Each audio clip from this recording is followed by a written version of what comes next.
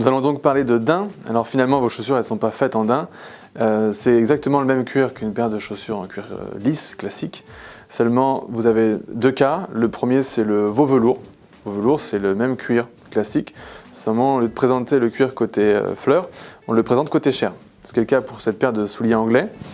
Et le deuxième cas, c'est le nubuck. Le nubuck, donc c'est le même cuir, encore une fois, qu'une paire de souliers en cuir classique, cuir lisse, présenté dans le même sens.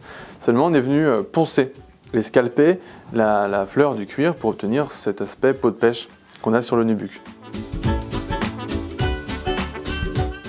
On commence par mettre la partie avant. La partie avant se retrouve bloquée. On pince les deux parties avant du soulier. On pousse l'embauchoir au fond du soulier. Et ensuite, on vient mettre le talon. On va faire l'autre pied, identique. Je mets l'avant de l'embauchoir, je suis coincé, je pince, je pousse l'embauchoir et je viens mettre le talon. Là, on se rend compte que l'embauchoir est de bonne forme et de bonne pointure puisque le daim est correctement lissé. Quand j'appuie ici au niveau des plis de marche, je tombe directement sur le bois, donc sa fonction première est remplie. Les deux parties, donc avant et arrière des embauchoirs, ne se touchent pas, donc l'embauchoir n'est pas trop grand et le ressort est compressé, donc il n'est pas trop petit. On va faire exactement la même chose avec la paire de Timberland. Vous remarquerez que cette paire-là, finalement, elle n'a visiblement jamais connu d'embauchoir puisqu'on a l'avant qui remonte et un énorme pli ici, signe que le soulier, quand il n'était pas porté, n'était pas mis sur embauchoir. Même procédé, je mets l'avant, je pince, je pousse et je mets le talon.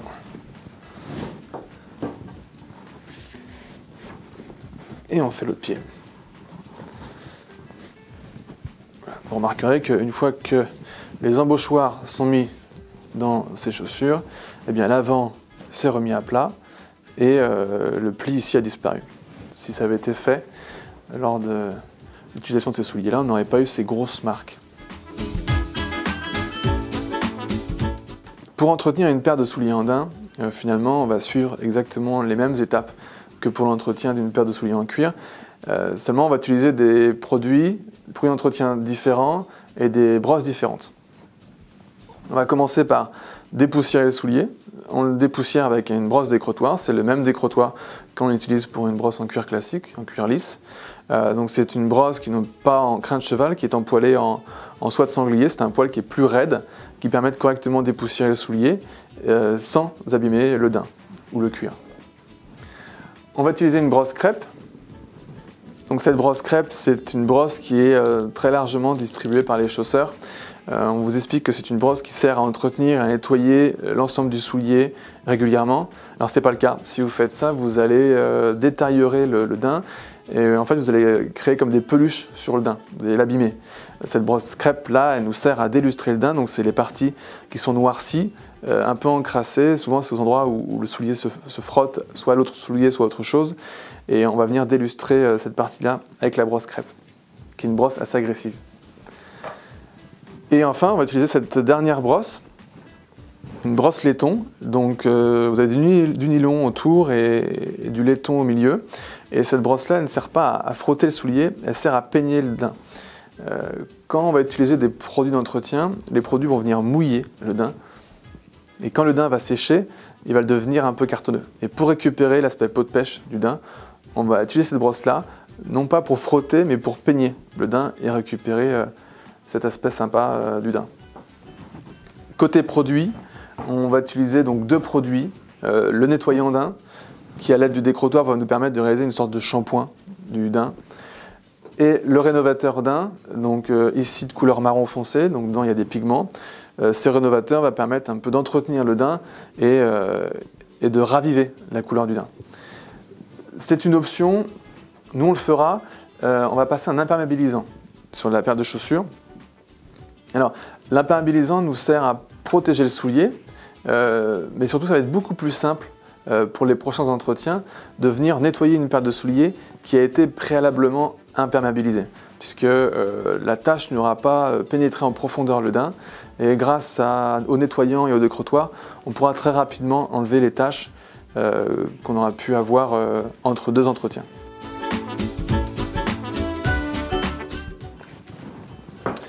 Hop, on enlève les lacets. Important, peu importe la matière, le cuir, le daim. Avant l'entretien, on enlève les lacets.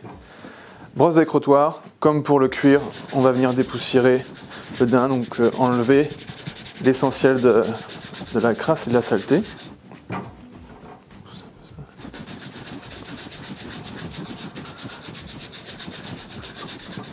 Donc c'est souvent à ce moment-là qu'on se rend compte si la paire de daim a été correctement imperméabilisée avant. Si la paire n'a pas été imperméabilisée, finalement je me rends compte qu'après le passage de décrottoir, il reste encore quand même pas mal de tâches et le nettoyage va être important, nécessaire. Ce qui est le cas ici. J'insiste bien au niveau de la trépointe. Donc c'est le rebord que forme la semelle et la tige, donc le daim. Parce que c'est ici que se met la crasse.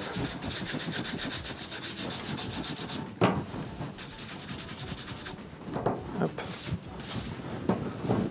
Voici pour la paire de souliers anglais et la paire de Timberland. On va commencer par enlever les lacets.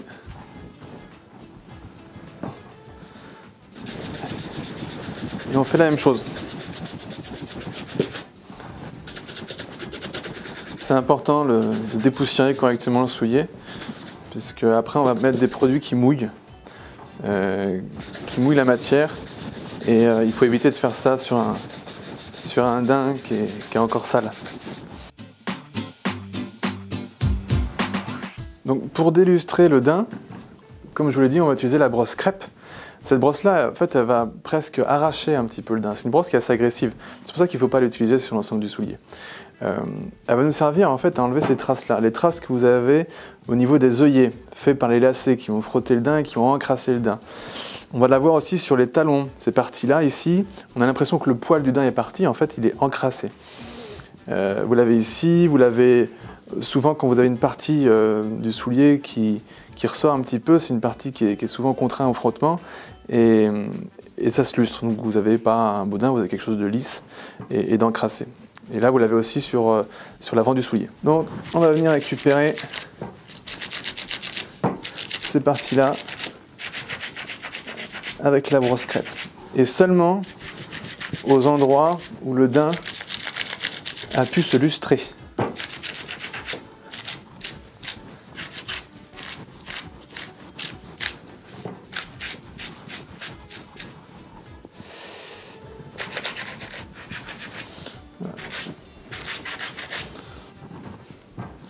Donc j'ai fait l'essentiel des points de lustrage, encore un petit peu, mais bon, c'est suffisant.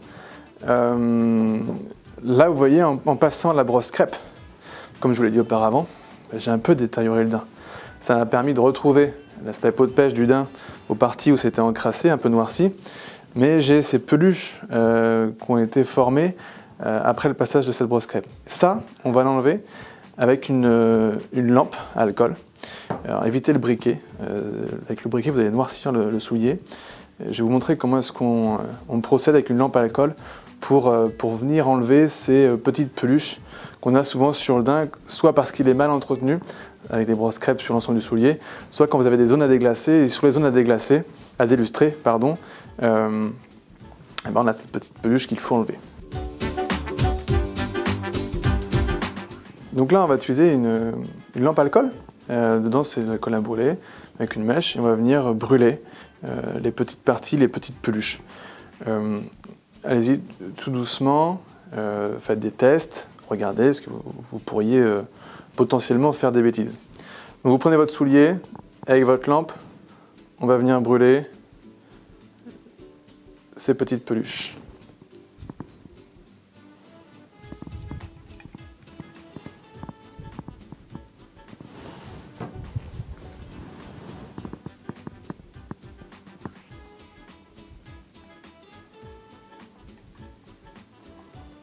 Voilà. Et donc là, j'ai une paire de souliers qui a été dépoussiérée, qui a été délustrée, Et rien qu'après ces étapes, on n'a pas encore fait le nettoyage, hein, ni la rénovation. Vous allez voir la différence avec le pied tel qu'il était avant.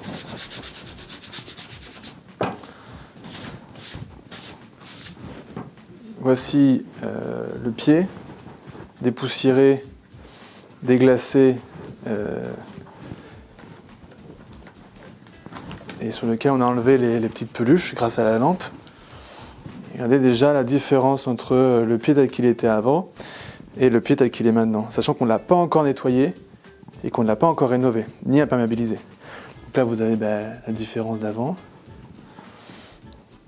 ici, les talons qui sont très très différents. Vous voyez ces parties-là qui étaient, vous avez les mêmes hein, sur l'autre pied, partie qui était un peu lustrée comme ça, mais ici vous les avez plus.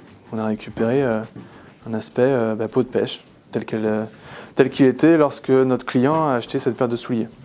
La partie d'illustrage avec la brosse crêpe, on ne va pas le faire sur le nubuck puisque le nubuck a moins tendance à s'encrasser comme le fait le veau velours. Pour nettoyer le daim, on va utiliser le décrottoir, donc le même décrottoir qui nous sert pour entretenir le cuir classique, le cuir lisse, et ce même décrottoir qui nous a servi à dépoussiérer les souliers. Et on va utiliser un nettoyant daim. Donc le nettoyant daim, c'est un spray que l'on va mettre sur l'ensemble du soulier, qui ne va pas colorer, qui ne va pas foncer, qui ne va pas éclaircir, qui va venir un peu dissoudre en fait la crasse et les taches, et qu'on va réussir à ôter en brossant immédiatement après avoir appliqué le nettoyant. On va le brosser donc avec le décrottoir. Donc c'est encore une fois ce poil qui est une soie de sanglier plus raide que la brosse à lustrer qui est en crin de cheval et qui nous permet de réaliser une sorte de shampoing de la chaussure. Donc c'est un aérosol, donc on évite de faire ça dans des pièces fermées. Vous secouez le nettoyant et donc je vais venir l'appliquer sur l'ensemble du soulier à 30 cm à peu près. Et aussitôt après, je vais utiliser la brosse décrottoir pour venir brosser.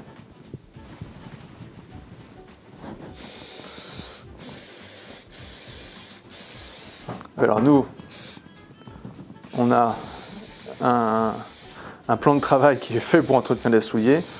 Bien évidemment, chez vous, il faudra protéger vos plans. Donc là, vous voyez le plan qui se noircit. Alors, c'est pas de la couleur, hein.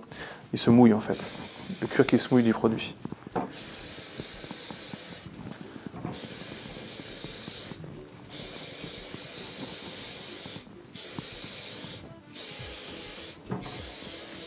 Vous sentez en mettant la main que le daim s'humidifie. Ah, j'en mets bien partout. Le daim fonce. Pas parce qu'il change de couleur, on n'est pas en train de mettre de nouveaux pigments. On est en train de le mouiller.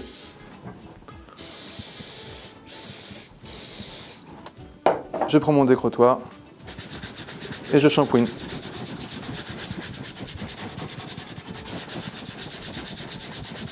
N'ayez pas peur, hein, les brosses décrottoirs avec des poils naturels ne peuvent pas abîmer un soulier. Donc, vous pouvez y aller.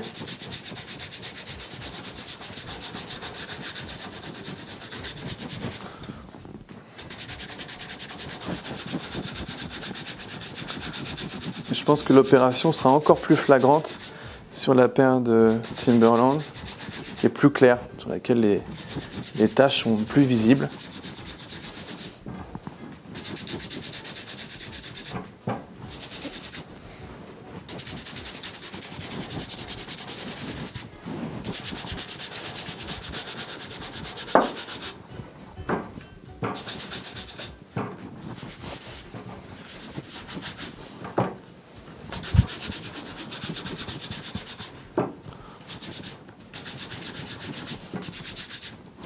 Voilà.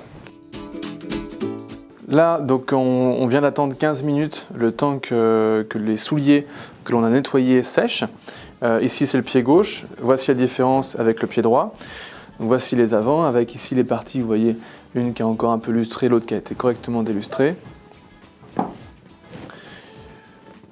Les flancs, les talons.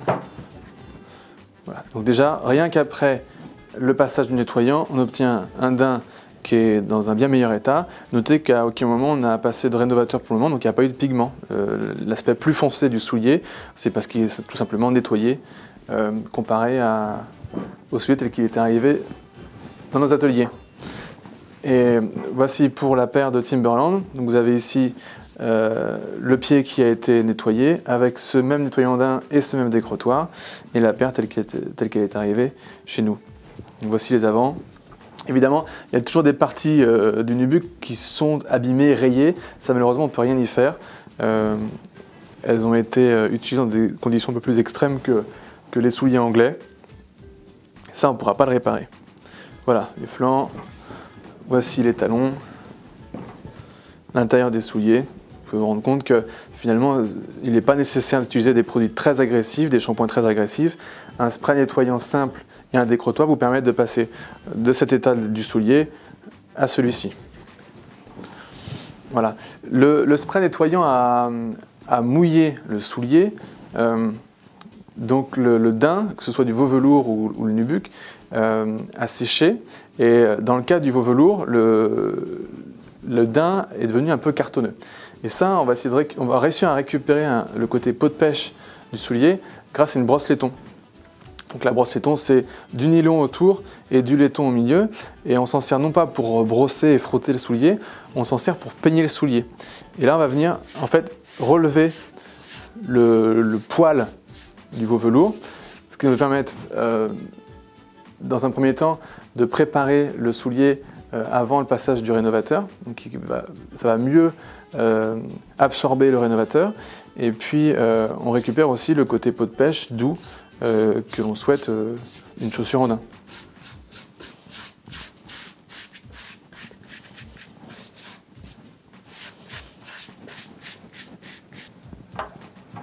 Voilà, ça on ne le fait pas par contre sur la paire de Timberland qui est en nubuck, puisque rien qu'au toucher on se rend compte qu'on n'a pas perdu le côté peau de pêche. Vous voyez, quand je passe mon doigt, j'arrive à avoir des marques très différentes si je vais dans un sens ou dans l'autre.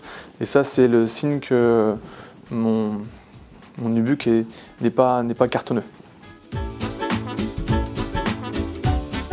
Maintenant, on va passer à ce qu'on appelle la rénovation. Donc, on va utiliser un rénovateur daim.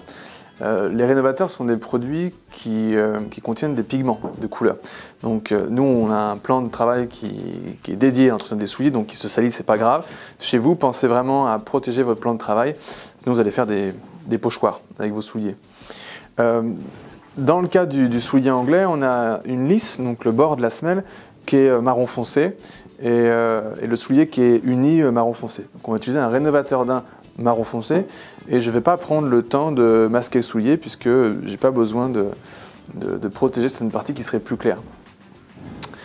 Pour la paire de Timberland, on a un marron qui est plus clair, qu'on va utiliser un marron clair. Par contre, on a une semelle qui est d'une couleur vraiment différente du nubuck, donc on va venir masquer les parties qu'on n'a pas envie de toucher avec le marron clair, notamment ici le noir, on n'a pas envie de le transformer, donc on va le masquer.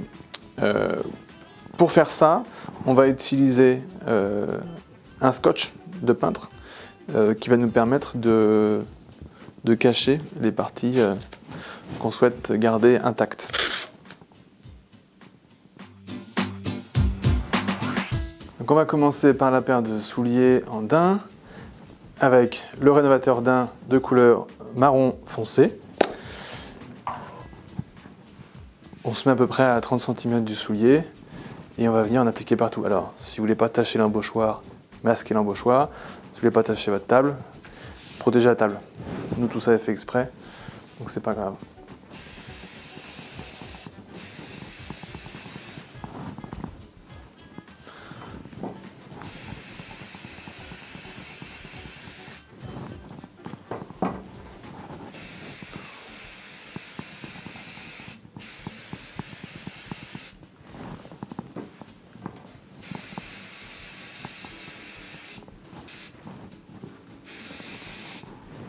Voilà, la paire de daim anglais rénové, et maintenant on va laisser sécher.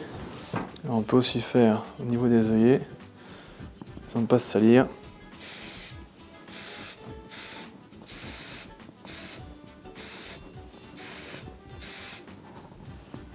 Voilà.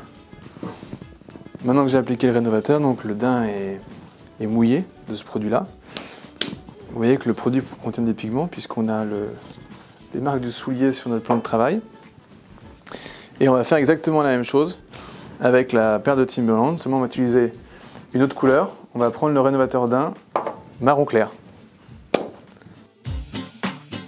On a laissé sécher une quinzaine de minutes le rénovateur. Le nubuck et le veau velours sont maintenant secs. Le nubuck a une peau, un toucher peau de pêche, donc on ne va pas passer la brosse laiton dessus. Par contre, le daim, lui, le veau velours en séchant, a un aspect un peu plus cartonneux. On va donc remonter un petit peu le daim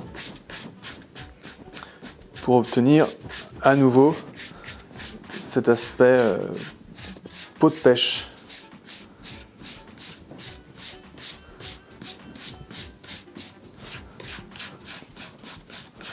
Voilà.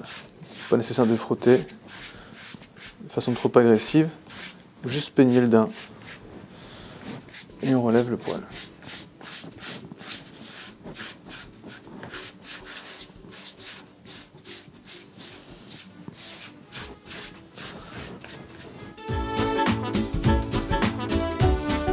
Comme je vous l'ai expliqué en début de vidéo, l'imperméabilisant va nous permettre de protéger le nubuck et le veau velours, tous les deux appelés des daims, pour que lors du prochain entretien, le nettoyage soit plus simple et pour éviter de tacher la chaussure. Une paire de chaussures qui est correctement imperméabilisée, et là on parle seulement du daim, va lui permettre de mieux résister aux taches. Donc je prends mon impair, pas nécessaire d'en mettre beaucoup. Là c'est juste un voile, je ne masque pas le reste du soulier puisque c'est un produit qui est incolore.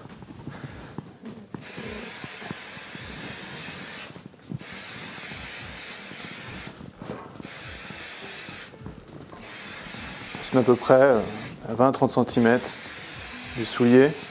Ça va déposer un voile sur le soulier qui va absolument pas modifier son aspect au toucher et qui va avoir un effet déperlant. Et éviter au produit de rester accroché sur le soulier. Hop, c'est suffisant. On va faire la même chose pour le soulier anglais.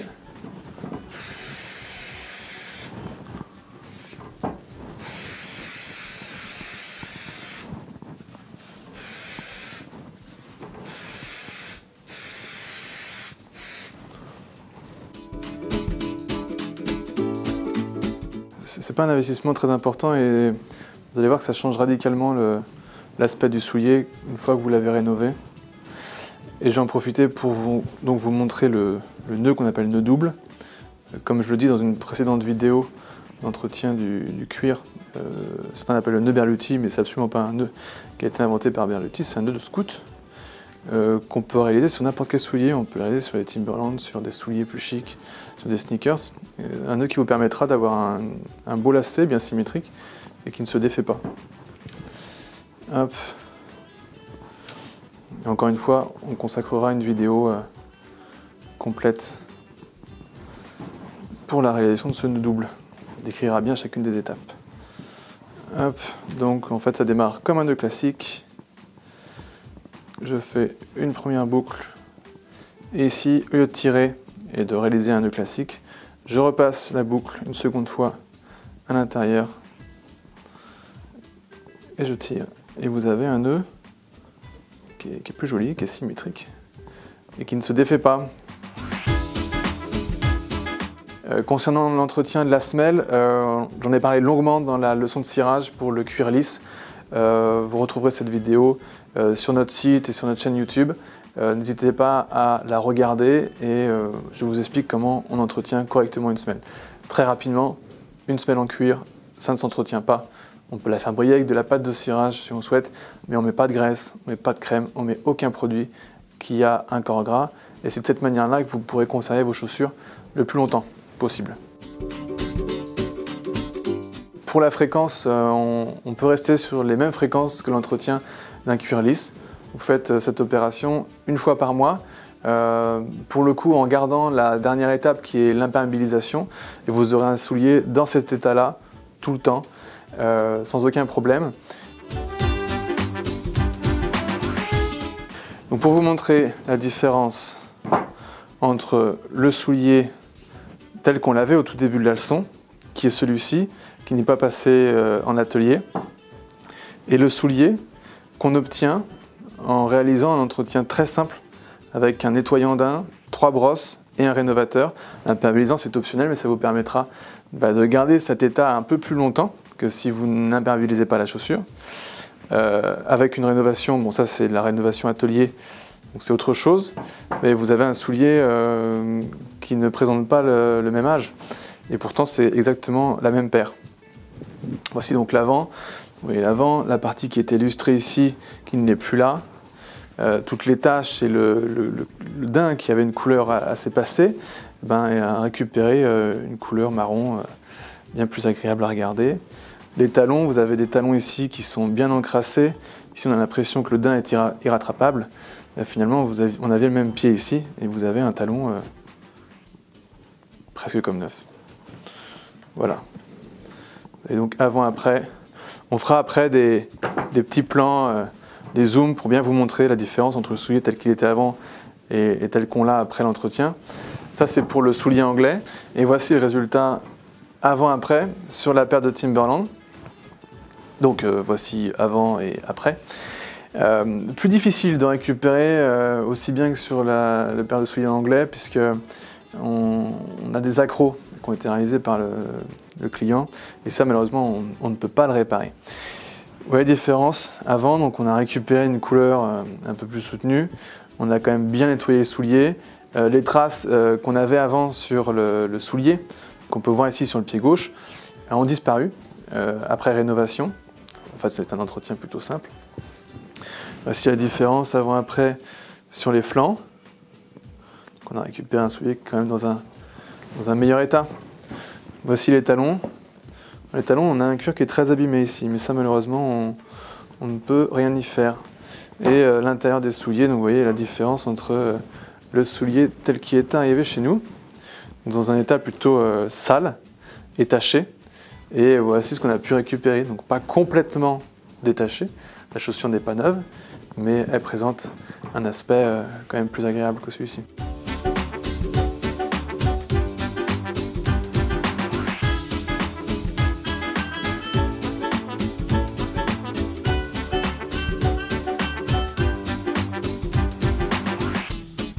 N'hésitez pas à regarder les autres leçons. On parle de l'entretien du cuir lisse. C'est une leçon qui est un peu plus longue parce qu'il y a plus de choses à faire. On va parler du cuir gras, on va parler des cuirs vernis, on va parler des embauchoirs. On aura une belle leçon qui sera entièrement dédiée au glaçage aussi. Voilà, on va en faire plusieurs comme ça et je vais essayer de faire mon maximum pour vous expliquer simplement et seulement avec quelques produits et peu d'investissement comment rénover et entretenir vos souliers pour les garder longtemps et éviter de les jeter trop tôt.